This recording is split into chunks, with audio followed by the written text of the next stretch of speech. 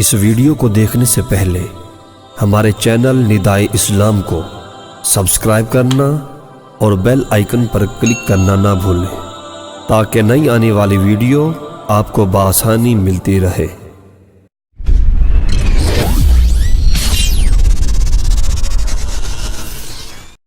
بسم اللہ الرحمن الرحیم۔ معزز سامعین، آج ہم آپ کے لیے بہترین تاریخی واقعات لے کر آئے ہیں اور ہمارے اس واقعے کا موضوع ہے سفر مجمع البحرین کی جھلکیاں۔ اور اس طرح کی اسلامی ویڈیوز کو دیکھنے کے لیے ہمارے چینل ندائے اسلام کو لائک اور سبسکرائب کرنا مت بھولیے۔ ایک روایت ہے کہ جب فرعون ماں اپنے لشکر کے دریائے نیل میں غرق ہو گیا اور حضرت موسیٰ علیہ السلام کو بنی اسرائیل کے ساتھ مصر میں قرار نصیب ہوا، تو ایک دن موسیٰ علیہ السلام کا اللہ تعالیٰ سے اس طرح مکالمہ شروع ہوا۔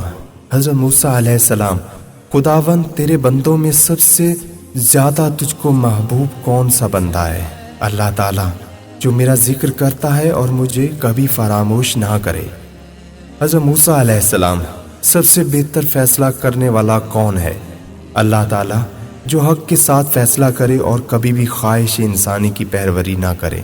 حضرت موسیٰ علیہ السلام: تیرے بندوں میں سے سب سے زیادہ علم والا کون ہے؟ اللہ تعالیٰ جو ہمیشہ اپنے علم کے ساتھ دوسروں سے علم سیکھتا رہے تاکہ اس کی طرح اسے کوئی ایک ایسی بات مل جائے جو اسے ہدایت کی طرف رہنمائی کرے یا اس کی ہلاکت سے بچا لے۔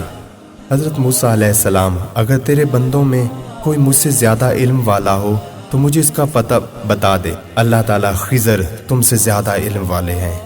حضرت موسیٰ علیہ السلام: میں انہیں کہاں تلاش کروں؟ اللہ تعالیٰ: ساحل سمندر پر چٹان کے پاس۔ حضرت موسیٰ علیہ السلام: میں وہاں کیسے اور کس طرح پہنچوں؟ اللہ تعالیٰ: تم ایک ٹوکری میں ایک مچھلی لے کر سفر کرو، جہاں وہ مچھلی گم ہو جائے بس وہیں خضر سے تمہاری ملاقات ہوگی۔ اس کے بعد حضرت موسیٰ علیہ السلام اپنے خادم اور شاگرد حضرت یوشع بن نون بن افراہیم بن یوسف علیہ السلام کو اپنا رفیق سفر بنا کر مجمع البحرین کا سفر فرمایا۔ حضرت موسیٰ علیہ السلام چلتے چلتے بہت دور چلے گئے تو ایک جگہ سو گئے۔ اسی جگہ مچھلی ٹوکری میں سے تڑپ کر سمندر میں کود گئی اور جس جگہ پانی میں ڈوبی وہاں پانی میں سوراخ بن گیا۔ حضرت موسیٰ علیہ السلام نیند سے بیدار ہو کر چلنے لگے۔ جب دوپہر کے کھانے کا وقت ہوا تو آپ نے اپنے شاگرد حضرت یوشع بن نون علیہ السلام سے مچھلی طلب فرمائی تو انہوں نے عرض کی کہ چٹان کے پاس آپ جہاں سو گئے تھے مچھلی کود کر سمندر میں چلی گئی اور میں آپ کو بتانا بھول گیا۔ آپ نے فرمایا کہ ہمیں تو اس جگہ کی تلاش۔ بہرحال پھر آپ اپنے قدموں کے نشانات کو تلاش کرتے ہوئے اس جگہ پہنچ گئے جہاں حضرت خضر علیہ السلام سے ملاقات کی جگہ بتائی گئی۔ وہاں پہنچ کر حضرت موسیٰ علیہ السلام نے دیکھا کہ ایک بزرگ کپڑے میں لپٹے ہوئے تھے۔ جب حضرت موسیٰ علیہ السلام نے ان کو سلام کیا تو انہوں نے تعجب سے فرمایا کہ اس زمین میں سلام کرنے والے کہاں سے آ گئے؟ پھر انہوں نے پوچھا کہ آپ کون ہیں؟ تو آپ نے فرمایا کہ میں موسیٰ ہوں۔ تو انہوں نے دریافت کیا کہ کون موسیٰ؟ کیا آپ بنی اسرائیل کے موسیٰ ہیں؟ تو آپ نے فرمایا جی ہاں۔ تو حضرت خضر علیہ السلام نے کہا کہ اے موسیٰ، مجھے اللہ تعالیٰ نے ایک ایسا علم دیا ہے جس کو آپ نہیں جانتے، اور آپ کو اللہ تعالیٰ نے ایک ایسا علم دیا جس کو میں نہیں جانتا۔ مطلب یہ تھا کہ علم اسرار جانتا ہوں میں جس کا آپ کو علم نہیں، اور آپ علم الشرائع جانتے ہیں جس کو میں نہیں جانتا۔ پھر حضرت موسیٰ علیہ السلام نے فرمایا کہ اے خضر، کیا آپ مجھے اس کی اجازت دیتے ہیں کہ میں آپ کے پیچھے پیچھے چلوں تاکہ اللہ تعالیٰ نے آپ کو جو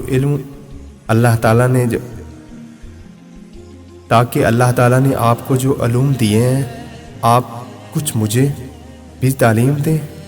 تو حضرت خضر علیہ السلام نے کہا کہ آپ میرے ساتھ صبر نہ کر سکیں۔ حضرت موسیٰ علیہ السلام نے فرمایا کہ میں انشاءاللہ تعالیٰ صبر کروں گا اور کبھی بھی کوئی نافرمانی نہیں کروں گا۔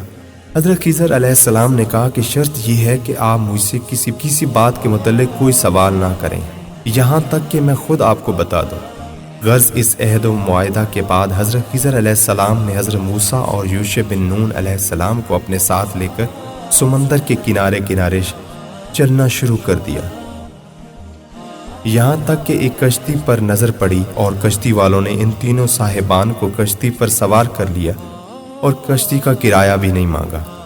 جب یہ لوگ کشتی میں بیٹھ گئے تو حضرت خضر علیہ السلام نے اپنے جھولے میں سے کلہاڑی نکالی اور کشتی کو پھاڑ کر اس کا ایک تختہ نکال کر سمندر میں پھینک دیا۔ یہ منظر دیکھ کر حضرت موسیٰ علیہ السلام برداشت نہ کر سکے اور حضرت خضر علیہ السلام سے سوال کر بیٹھے کہ کیا تم نے اسے اس لیے چیرا کہ اس کے سواروں کو ڈبو دیا جائے؟ بے شک یہ تم نے بری بات کی۔ حضرت خضر علیہ السلام نے کہا کیا میں نے آپ سے کہہ نہیں دیا تھا کہ آپ میرے ساتھ صبر نہیں کر سکیں گے؟ حضرت موسیٰ علیہ السلام نے معذرت کرتے ہوئے فرمایا کہ میں نے بھول کر سوال کر دیا، لہٰذا آپ میری بھول پر گرفت نہ کیجیے اور میرے کام میں مشکل نہ ڈالیے۔ پھر یہ حضرات کچھ دور آگے کو چلے تو حضرت خضر علیہ السلام نے ایک نابالغ بچے کو دیکھا جو اپنے ماں باپ کا اکلوتا بیٹا تھا۔ حضرت خضر علیہ السلام نے گلا دبا کر اور زمین پر پٹک کر اس بچے کو قتل کر ڈالا۔ یہ ہوش ربا خونی منظر دیکھ کر حضرت موسیٰ علیہ السلام میں صبر کی تاب نہ رہی اور آپ نے ذرا سخت لہجے میں حضرت خضر علیہ السلام سے کہہ دیا، تم نے ایک ستھری جان بے کسی جان کے بدلے قتل کر دی، بے شک تم نے بہت بری بات کی۔ حضرت خضر علیہ السلام نے پھر یہی جواب دیا کہ میں نے آپ سے یہ نہیں کہہ دیا تھا کہ آپ ہرگز میرے ساتھ صبر نہ کر سکیں گے؟ حضرت موسیٰ علیہ السلام نے فرمایا، اچھا اب اگر اس کے بعد میں نے آپ سے کچھ پوچھوں تو آپ میرے ساتھ نہ رہیے گا، اس پر شک نہیں کہ میری طرف سے آپ کا عذر پورا ہو چکا ہے۔ پھر اس کے بعد ان حضرات نے ساتھ ساتھ چلنا شروع کر دیا، یہاں تک کہ یہ لوگ ایک گاؤں میں پہنچے اور گاؤں والوں سے کھانا طلب کیا، مگر گاؤں والوں میں سے کسی نے بھی ان صالحین کی دعوت نہیں کی۔ پھر ان دونوں نے گاؤں میں گرتی ہوئی دیوار پائی تو حضرت خضر علیہ السلام نے اسم اعظم پڑھ کر دیوار سیدھی کر دی۔ حضرت موسیٰ علیہ السلام گاؤں والوں کی بد اخلاقی سے بیزار تھے، آپ کو غصہ آ گیا، برداشت نہ کر سکے اور یہ فرمایا، تم چاہتے تو اس پر کچھ مزدوری لے لیتے۔ یہ سن کر حضرت خضر علیہ السلام نے کہہ دیا کہ اب میرے اور آپ کے درمیان جدائی ہے، اور جن چیزوں کو دیکھ کر آپ صبر نہ کر سکے ان کا راز میں آپ کو بتا دوں گا۔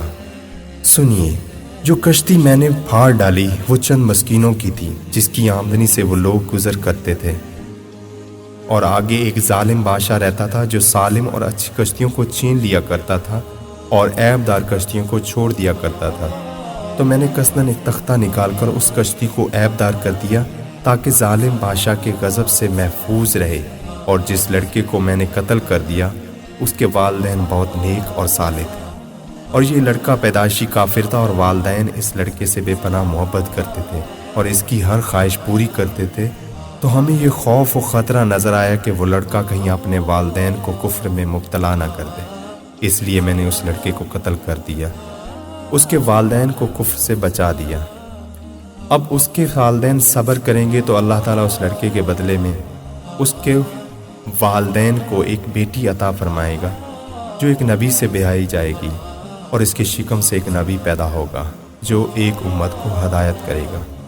اور گرتی ہوئی دیوار کو سیدھی کرنے کا راز یہ تھا کہ یہ دیوار دو یتیم بچوں کی تھی جس کے نیچے ان دونوں کا خزانہ تھا، اور دونوں کا باپ ایک صالح اور نیک آدمی تھا۔ اگر ابھی یہ دیوار گر جاتی تو ان یتیموں کا خزانہ گاؤں والے لے لیتے، اس لیے آپ کے پروردگار نے یہ چاہا کہ یہ دونوں یتیم بچے جوان ہو کر اپنا خزانہ نکالیں گے، اس لیے ابھی میں نے دیوار کو گرنے نہیں دیا۔ یہ خداوند تعالیٰ کی ان بچوں پر مہربانی ہے، اور اے موسیٰ علیہ السلام آپ یقین و اطمینان رکھیں، میں نے یہ جو کچھ کیا اپنی طرف سے نہیں کیا، بلکہ میں نے یہ سب کچھ خداوند کریم کے حکم سے کیا۔ اس کے بعد حضرت موسیٰ علیہ السلام اپنے وطن واپس چلے آئے۔